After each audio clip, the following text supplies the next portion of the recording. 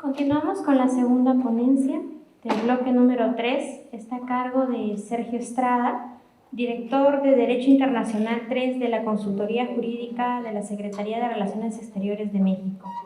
Él nos presenta esta mañana Marco Jurídico Internacional de Combate al Tráfico Ilícito, un enfoque multidimensional. Con ustedes, Sergio Estrada.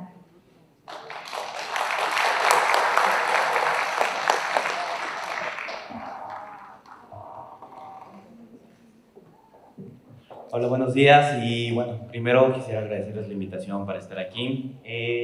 Bueno, mi presentación se va a enfocar un poco en los temas que me corresponden a mí, de los que estoy a cargo en la Secretaría de Relaciones Exteriores de México, que es el combate al tráfico ilícito,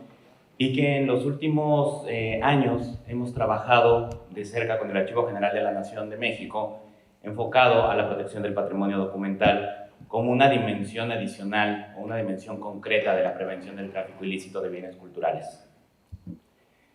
Voy a iniciar por mencionar que este problema es un problema multidimensional, multidisciplinario, que comprende diferentes aristas y es de donde deriva un poco la complejidad que tiene. La prevención y el combate al tráfico ilícito de bienes culturales no es una actividad exclusiva de la rama jurídica, es una actividad que tiene un componente técnico complejo, que involucra la participación de diferentes actores, de diferentes especialidades, de diferentes disciplinas, y por lo tanto el desarrollo de normas jurídicas o el desarrollo de instrumentos para su combate y para la prevención del tráfico ilícito requiere del trabajo coordinado de diferentes participantes. Entonces, bueno, identificamos en el panorama general sobre la protección del patrimonio cultural problemas relativos con la importación y la exportación, el robo, el saqueo, las excavaciones, las exploraciones clandestinas, la destrucción y la falsificación. Todo esto de la mano con otros fenómenos asociados, como pueden ser el terrorismo, el tráfico proveniente de zonas en conflicto, la protección especial que requieren algunos bienes que por sus condiciones están sujetos a condiciones que dificultan su conservación, como es el caso del patrimonio cultural subacuático, y bueno, las problemas tradicionales que asociamos con la participación del crimen organizado, no del tipo de terrorismo, que sería otro problema, sino la participación del crimen organizado en actividades de excavaciones o exploraciones clandestinas. En general,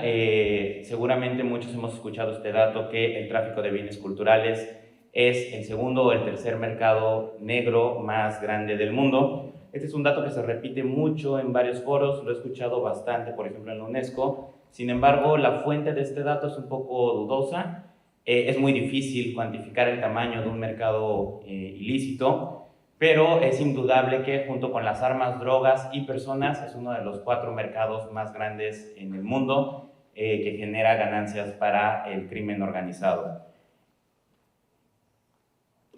Adicionalmente, bueno, tenemos el problema de que hay una distinción casi muy clara entre aquellos países o zonas de donde se derivan o tienen su origen los bienes culturales que generalmente son sujetos al tráfico y de las circunstancias que favorecen su tráfico ilícito en relación con los países que son el destino para la venta y el comercio de estos bienes. Hay una distinción que podemos identificar y donde podemos hablar de países de origen, como es el caso, por ejemplo, de Perú o México, y países de destino, que como sabemos el mercado más grande para bienes culturales, y estos en general no estoy acotando exclusivamente al tráfico ilícito, a la venta en el mercado negro, pero el mercado más grande para bienes culturales son los Estados Unidos de América, y bueno, junto con ellos Francia, Suiza, el Reino Unido y los Países Bajos son también otros de los 4 mercados más grandes. Sí hay una correlación necesaria entre su naturaleza como mercados legales y una asociación con sus características también como mercados que favorecen el tráfico ilícito de bienes culturales, y tiene mucho que ver también por la naturaleza transnacional que tiene el crimen de tráfico ilícito de bienes culturales. La discrepancia entre las jurídicas que regulan el mercado de bienes culturales en los países de origen con los países de destino no favorece un entendimiento entre cuáles son las medidas a nivel nacional que deben de aplicarse para prevenir este tráfico. Sobre el origen, bueno, ya lo mencioné, las zonas en conflicto, particularmente en la última década, ha destacado especialmente por un incremento notorio de bienes culturales extraídos de zonas en conflicto. Este aumento se refleja mucho en los foros internacionales,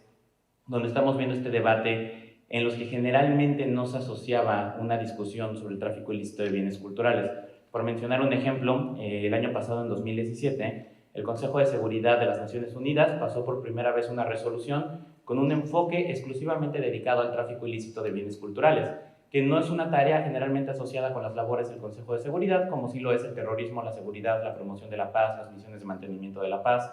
pero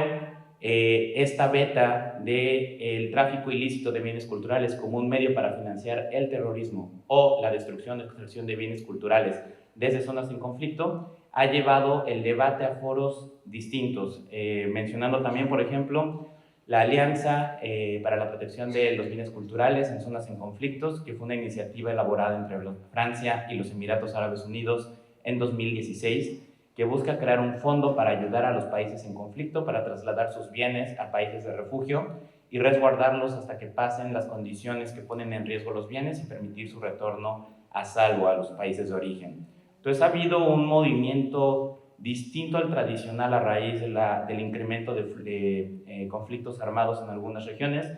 y hay un tema también ahí subyacente, el tema de los flujos migratorios. En una reunión que sostuvimos con miembros del Comité Subsidiario de la Convención de UNESCO de 1970 sobre tráfico ilícito en Grecia, un agente de los Estados Unidos nos mencionaba que están identificando que los flujos de personas que están escapando de las zonas en conflicto, en zonas Medio Oriente, Siria, hacia Europa, coinciden con los flujos también de bienes culturales que se extraen, porque los grupos que promueven el tráfico ilícito desde esas zonas están aprovechándose del traslado de personas para llevar los bienes desde zonas en conflicto hacia Europa. Entonces, justo además a la tragedia humanitaria se le suma este riesgo, esta tragedia cultural que se aprovecha de este traslado masivo de personas. Este es el movimiento más grande de refugiados desde la Segunda Guerra Mundial para trasladar bienes culturales, y por supuesto que queda subyacente en paralelo a este tema migratorio, este tema de refugio, que es también muy importante y que no debe ser minimizado de ninguna manera. Así, en la parte específicamente legal, podemos identificar también que el combate al tráfico implica la participación coordinada y activa de diferentes ramas del derecho, lo que no precisamente facilita el trabajo. Tenemos por una parte la dimensión criminal o la parte penal, que implica la tipificación de los crímenes contra el patrimonio cultural, la elaboración de instrumentos de procuración de justicia y, en el caso de los conflictos armados, incluso la tipificación de los crímenes de guerra, que es una categoría especial. La Corte Penal Internacional en 2016 tuvo su primera sentencia por una persona condenada exclusivamente por el delito de destrucción de bienes culturales por un caso en Mali. Antes de esto se habían emitido sentencias sobre destrucción de bienes culturales en conflictos armados, pero nunca había sido el cargo principal en ningún proceso penal. Entonces también ahí estamos viendo un cambio en la dimensión en la que se discute este tema a nivel internacional. Por la parte fiscal aduanera también tenemos la problemática, los certificados de exportación, los controles, las alertas, la capacitación, lo mencionaban en la ponencia anterior. Los agentes aduanales en México se han acercado en muchas ocasiones con nosotros en la Secretaría de Relaciones Exteriores y con la Secretaría de Cultura, a través de un grupo de coordinación que tenemos, para buscar capacitación y formación para los agentes para identificar bienes culturales en su ingreso o su salida del país, ya que, claro, es evidente, no es su área de especialidad, se dedican al combate de varios crímenes transnacionales y la exportación e importación de diferentes tipos de mercancías, pero sí buscan un acercamiento con las autoridades competentes para favorecer su preparación en esta materia. Sobre la parte civil también tenemos identificados varias problemáticas. La adquisición de buena fe es un tema que, cuando estamos buscando la restitución de bienes culturales en otros estados y tenemos que llegar a instancias judiciales, el tema del adquirente de buena fe siempre nos va a generar algún tipo de ruido en estos procesos, porque algunas legislaciones, especialmente las de tradición más civilista, tienden a proteger al adquirente de buena fe y imponen la carga de la prueba en el estado que requiere la restitución de las piezas y no en el que las posee, y muchas veces no reconocen los mandatos legales que nos adjudican la propiedad de las piezas de manera general, que en el caso de México, nuestra Ley Federal de Monumentos y Zonas Arqueológicos, Artísticos e Históricos nos concede al Estado mexicano la propiedad de todos los bienes arqueológicos, independientemente de si han sido descubiertos, no están descubiertos, inventariados, registrados. Todos los bienes arqueológicos son propiedad del Estado mexicano, pero este tipo de normas no son siempre reconocidas por los estados de destino. Por la parte institucional está el desarrollo de mecanismos y de autoridades encargadas de implementar estas normas, desde una parte deontológica, el desarrollo de códigos de ética, buenas prácticas y el ejercicio de la debida diligencia por parte de todos los involucrados, especialmente quienes participan en el mercado de arte y quienes tienen un deber a veces jurídico, a veces no es tan claro el deber jurídico, pero de practicar siempre una debida diligencia para garantizar que en sus actividades comerciales no se vean involucrados en la adquisición o venta de bienes que pudieran ser considerados ilícitos desde la perspectiva del estado de origen. Y digo, la parte preventiva, el desarrollo de inventarios, registros, vigilancia. En ese sentido, México siempre ha sostenido en su participación en foros internacionales que reconoce su deber de mantener inventarios y registros actualizados sobre los bienes culturales, pero que un país con un patrimonio cultural tan vasto como el de México no puede condicionar sus derechos de defender su patrimonio a registrar todos los bienes localizados en su territorio, porque es una tarea simplemente imposible. Entonces, sí reconocemos este deber de mantener registros actualizados como una actividad preventiva, pero de ninguna manera creemos que nuestro derecho a exigir la recuperación de los bienes culturales esté condicionado a que esta actividad sea verdaderamente exhaustiva o sea completa. Internacionalmente tenemos varios instrumentos enfocados al tráfico ilícito de bienes culturales y en general al tráfico ilícito de mercancías. Es muy conocida la Convención de UNESCO de 1970 sobre tráfico ilícito, que establece un marco jurídico muy general y deja en los estados la capacidad de adoptar medidas administrativas, civiles o penales para el combate del tráfico ilícito. Complementariamente, la Convención de UNESCO de 1954 sobre el conflicto armado se refiere específicamente al tráfico ilícito desde zonas en conflicto, no solamente regulando o restringiendo la extracción de territorios en conflicto, sino también su venta en los países de destino. Por lo tanto, no es requisito que el estado donde se vendan las piezas esté en conflicto para que resulte aplicable la Convención de UNESCO 54. Todos los estados tienen el deber de evitar o limitar la venta de bienes culturales que provienen de zonas en conflicto en sus territorios, independientemente de si están participando o no en dicho conflicto armado. Y específicamente sobre el patrimonio cultural subacuático, la Convención de UNESCO de 2001. Para articular, y aquí entro un poco al tema principal de esta plática, para articular estos instrumentos ha sido necesario desarrollar otros instrumentos complementarios que desarrollan las diferentes vetas que tiene el problema del tráfico ilícito por su naturaleza multidisciplinaria y multidimensional. En este sentido, en 1995,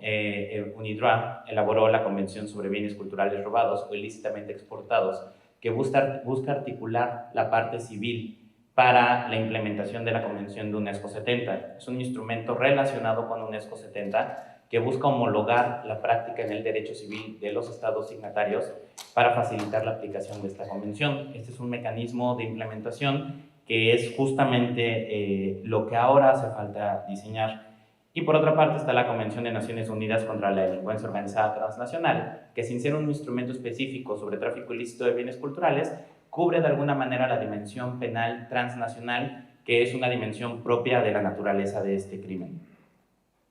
Por otra parte, regionalmente también tenemos varios instrumentos. En el caso del sistema interamericano, tenemos la Convención sobre Defensa del Patrimonio Arqueológico, Histórico y Artístico de las Naciones Americanas, de 1976, un instrumento del que no forman parte varios estados de la región. Y en el Consejo de Europa, una Convención de Delfos sobre delitos relacionados con bienes culturales, de 1985, que tiene la debilidad de que nunca entró en vigor por no alcanzar el número suficiente de ratificaciones. Además, bueno, está el Convenio Europeo para la Protección del Patrimonio Arqueológico de 1992, pero estos marcos jurídicos regionales sí adolecen de una falta de participación de los estados propios de cada región y que en muchas formas resultan redundantes con los instrumentos universales que mencioné anteriormente. Nacionalmente, bueno, muy brevemente, pues en México tenemos una legislación sobre monumentos y zonas arqueológicos, artísticos e históricos que regula la definición de lo que es el patrimonio de estas tres características, las instituciones a cargo de su protección, las medidas de control y de prevención y combate y las sanciones, entre las cuales se incluyen sanciones penales y administrativas por los delitos cometidos en contra de nuestro patrimonio nacional.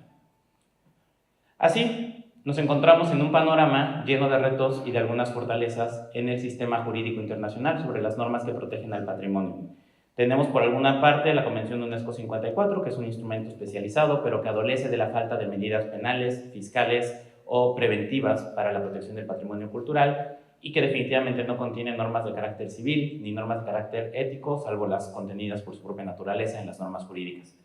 De UNESCO 70 tenemos un documento especializado en combate al tráfico, pero que también adolece de no mencionar específicamente normas de carácter penal, fiscal, civil o deontológico sobre la protección del patrimonio. Es un instrumento muy general que deja a la decisión de los estados la definición de lo que son bienes culturales y la adopción de las medidas que estimen necesarias para su protección.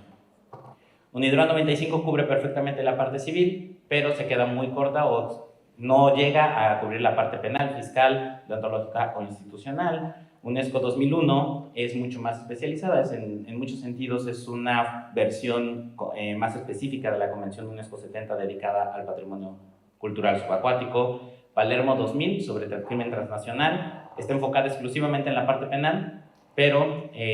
no complementa las otras partes. Instrumentos de OEA del 76 y el Consejo de Europa del 2017 igual cubren algunas partes. Lo que tenemos es un marco jurídico desintegrado, donde diferentes instrumentos cubren diferentes necesidades y donde el combate al tráfico ilícito de bienes culturales requiere realmente una perspectiva mucho más integrada, mucho más panorámica, mucho más de colaboración y cooperación entre ramas e instituciones a los diferentes niveles.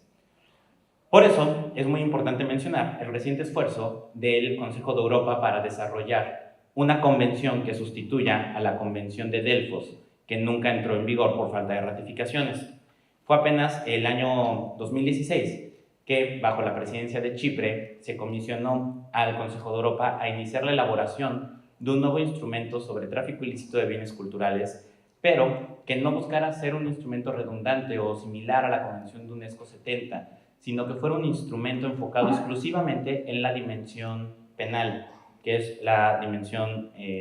dimensión muy relevante. Después de varias reuniones de redacción, se aprobó en 2017 esta convención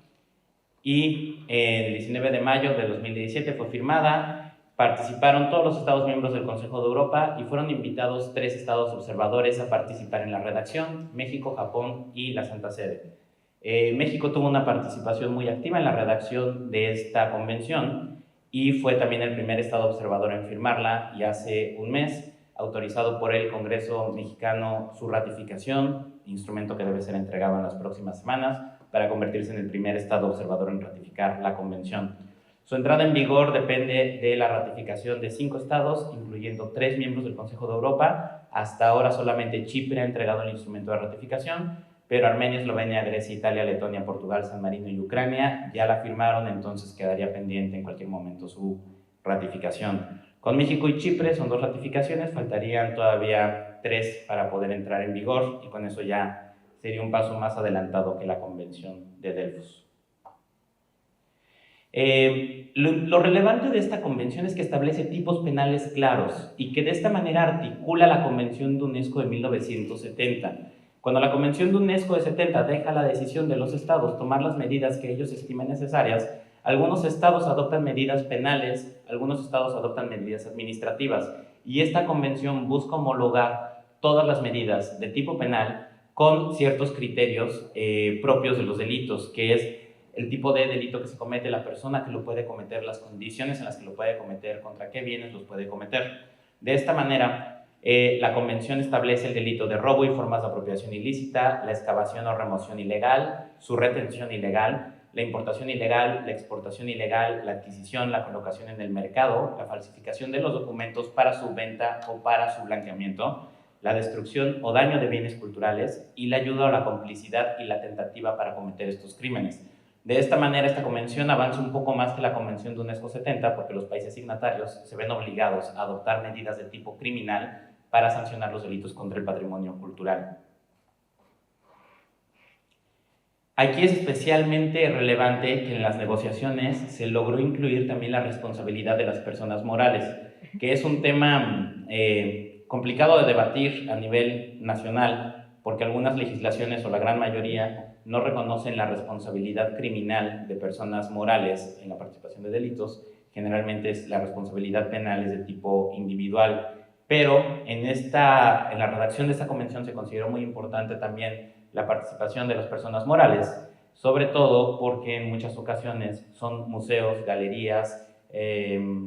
casas de subastas, quienes participan en la comisión de estos delitos, y las legislaciones que lo permitan, que permitan la responsabilidad penal de personas morales, tienen la obligación también de legislar sobre este tema, llegando incluso a tener sanciones como la desincorporación o la desaparición de la persona moral que participa en esta actividad. Aquí me gustaría destacar que México, como país de origen, tuvo un interés primordial de aceptar la invitación del Consejo de Europa en la negociación de esta convención, porque buscábamos justamente integrar estándares que consideramos y que en la práctica hemos visto necesarios para el combate al tráfico ilícito en esos países que en su gran mayoría son países de destino, que hay un mercado lícito e ilícito de bienes culturales, y nos interesaba mucho poder influir en las medidas que los países signatarios van a verse obligados a adoptar una vez que firmen la convención. Es una de las primeras discusiones que tuvimos y en las que participamos directamente fue, por ejemplo, la definición de bienes culturales, donde buscamos una definición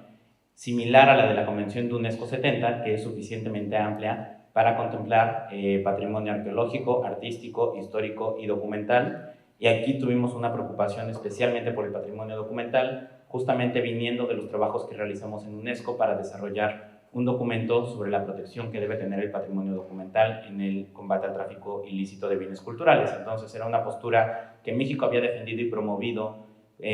muy activamente en el Comité Subsidiario de la UNESCO, y consecuentemente tuvimos mucho interés en que quedara contemplado dentro de la definición general también el patrimonio documental.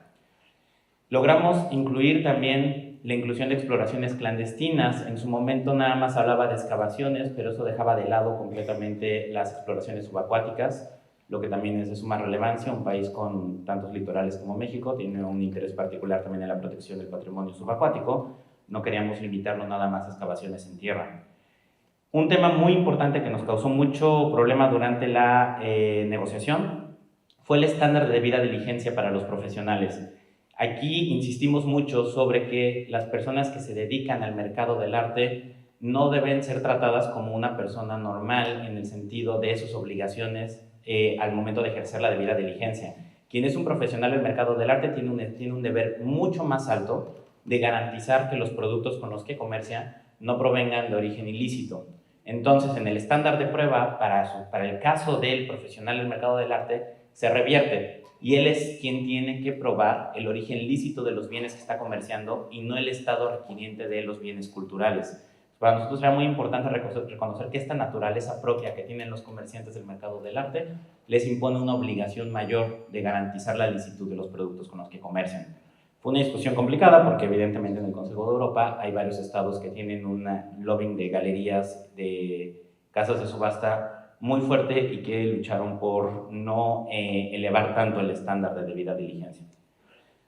También logramos excluir un tipo penal específico sobre el financiamiento del terrorismo. Nos pareció que no era una convención que debería enfocarse al tema del terrorismo. En un principio el borrador original venía demasiado enfocado hacia el combate al terrorismo, que sí es una actividad que debe de combatirse, pero vincular necesariamente el tráfico ilícito de bienes culturales con actividades terroristas, y ante la falta de una definición internacional de terrorismo, no existe hoy en día ningún instrumento jurídico internacional que defina terrorismo, y no existe un concepto único de terrorismo en derecho internacional. Era mejor no incluir este término, porque eso podría complicar la implementación cuando las legislaciones nacionales quisieran adoptar este delito. Incluimos también la restitución de los bienes utilizados en procesos penales. Una vez que termina un proceso penal por tráfico ilícito, destrucción o robo de piezas, las piezas deben regresar a sus países de origen. Esto era muy importante, ya que en muchos casos se consigue ganar el juicio penal, pero las piezas quedan en resguardo del país donde se llevó el proceso, y aquí exigimos que una vez terminado el proceso sean restituidas. Y logramos también reducir los requisitos para que el mecanismo que crea esta convención pueda sesionar, porque era un estándar muy alto y veíamos muy difícil que hubiera sesiones del mecanismo de seguimiento de la convención con un estándar que requería una mayoría calificada para poder sesionar. Entonces, en resumen, esta convención del Consejo de Europa tiene como particularidad que abona a desarrollar esta perspectiva penal del combate al tráfico ilícito de bienes culturales, que homologa las medidas penales que deben de adoptar todos los países que se vuelven signatarios, eso es muy importante, y que establece un catálogo de delitos mucho más amplio que incluso los que contienen algunas legislaciones nacionales hoy en día. Por lo tanto, los países que firmen esta convención se van a ver en la obligación de adecuar sus tipos penales a este catálogo más amplio. Establece el estándar de conducta más alto para los profesionales del mercado de arte. Sobre las personas morales establece la responsabilidad penal, y si el Estado no reconoce la responsabilidad penal de las personas morales, da la alternativa entonces de elegir responsabilidad civil o administrativa. Permite que la convención se utilice como fundamento para solicitar la extradición de una persona si el Estado que requiere a la persona para ser juzgada en su territorio no cuenta con un tratado de extradición con el país en el que se está llevando a cabo el proceso. Esta convención puede servir como el instrumento para articular esa extradición, lo que facilita también los procesos penales. Prevé que algunos estados pueden presentar reservas. Esta parte fue insalvable. Necesariamente, como un instrumento de esta naturaleza, tiene que permitir las reservas, pero tratamos de limitarlas de manera que quedaran en el mínimo y que no eliminaran tipos penales que nosotros considerábamos fundamentales. Y bueno, crea un mecanismo de seguimiento para los estados, para la convención, para permitir su desarrollo en el paso del tiempo. Este ejemplo de convención, que es lo que venía justamente a explicar, es el tipo de instrumentos que se requieren. Recientemente en la OEA se dio un debate, hace 2 años, sobre la necesidad de crear una nueva convención sobre tráfico ilícito para el continente americano, desde una perspectiva regional. Y en esa ocasión, México fue uno de los países que se opuso. Y no porque no tengamos un interés en la protección del tráfico ilícito, sino porque veíamos que esta propuesta podría resultar redundante con la Convención de UNESCO 70. Veíamos que los marcos jurídicos son suficientes hoy en día, por lo menos de manera general establecen las medidas que deben de adoptarse para prevenir el tráfico ilícito. En su lugar, lo que se permitió fue una resolución donde se le solicitó al Comité Jurídico Interamericano elaborar un estudio sobre el estado actual del derecho internacional en materia de tráfico ilícito para concluir si es necesario o no tener un instrumento jurídico interamericano en materia de tráfico ilícito. Y en ese sentido, el comité concluye que no, que el marco jurídico internacional y regional existente hoy en día es suficiente. Sin embargo, sí sería deseable desarrollar instrumentos no necesariamente jurídicos que articulen de manera concreta estas obligaciones generales a casos en específico. Y aterrizando el tema en la reunión que nos ocupa, el patrimonio documental presenta varios retos en la protección del tráfico ilícito desde su conceptualización, porque su propia naturaleza, dependiendo de las legislaciones nacionales o internacionales de las que estemos hablando, le permite tener una doble cualidad como o bien arqueológico y documental, o bien histórico y documental, o artístico y documental, o solamente documental. Desde el problema de la conceptualización, sería interesante y sería deseable aprovechar esta sugerencia del Comité Jurídico Interamericano para desarrollar algún tipo de instrumento complementario a los instrumentos ya existentes, no un nuevo instrumento vinculante, sino un instrumento que articule de manera concreta para el caso específico del patrimonio documental las obligaciones ya existentes, pues, como pudieron ver, es deseable y podrá hacerse. Los estados que lo deseen unirse a la Convención del Consejo de Europa sobre delitos contra el patrimonio cultural podrán hacerlo una vez que entre en vigor, independientemente de si forman parte o no del Consejo de Europa. En ese sentido, con una visión panorámica, México promueve que otros estados se sumen a la Convención del Consejo de Europa sobre delitos para tratar de homologar en la medida de lo posible los tipos penales en todo el mundo sobre prevención del tráfico ilícito de bienes culturales, pero también desarrollar instrumentos complementarios que aborden problemáticas en concreto, como puede ser la protección específica del patrimonio documental. En UNESCO, en la Convención de UNESCO de 1970 se presentó en su momento un documento de referencia sobre medidas prácticas orientadas a la protección del patrimonio documental, que fue adoptado por la reunión de Estados parte y que está disponible ahora como uno de los documentos que forman parte de este sistema de la Convención de UNESCO de 1970. Este documento de referencia se suma a los lineamientos que ya desarrolló en su momento la Convención de UNESCO 70, y la siguiente semana inician en París las reuniones también sobre el Comité Subsidiario de la Convención de UNESCO de 1970, en las que una de las propuestas que se están planteando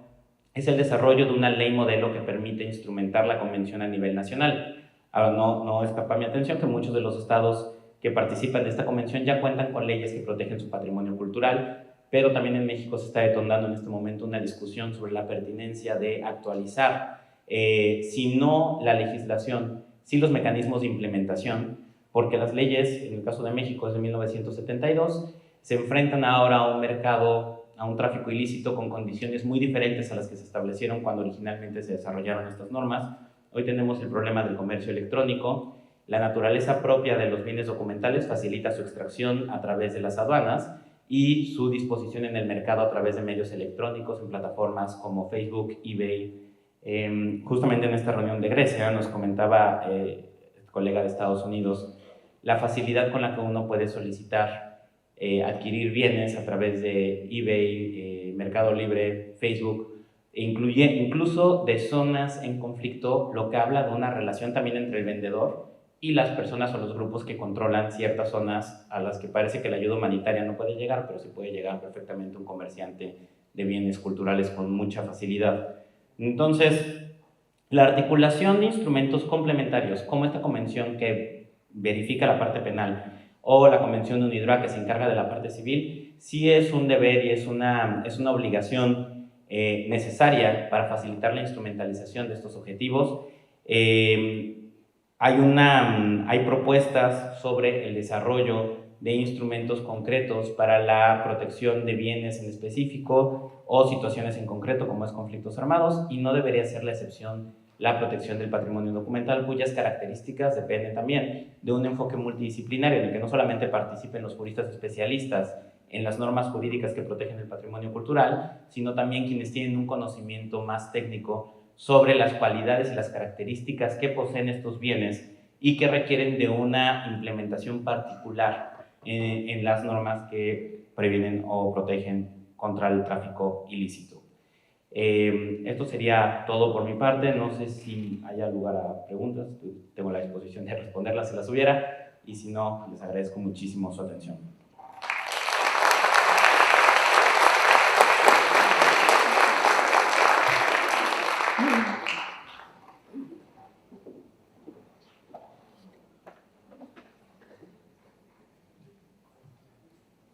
Bueno, si no hay alguna consulta para que alguno de los ponentes pueda absolver.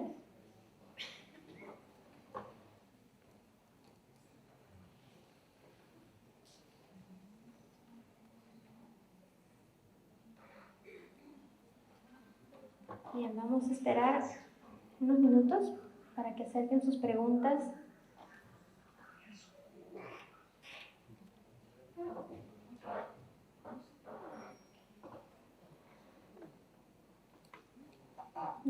Bien, perfecto. Entonces pasamos a un breve receso. Nos volvemos a encontrar en este auditorio. ¿Sí?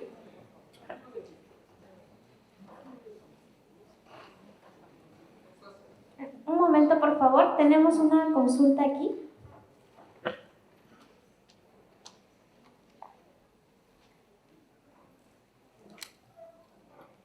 Queremos anunciarles que en el marco de los trabajos que se han realizado en este seminario se elaboró una declaración de Lima que se pretende sea suscrita por los titulares de los archivos nacionales. En este momento vamos a pasarlos a su revisión y suscripción con base en lo que se ha platicado en el seminario. La finalidad es que este trabajo que se ha realizado en el seminario y toda la comunicación que se ha hecho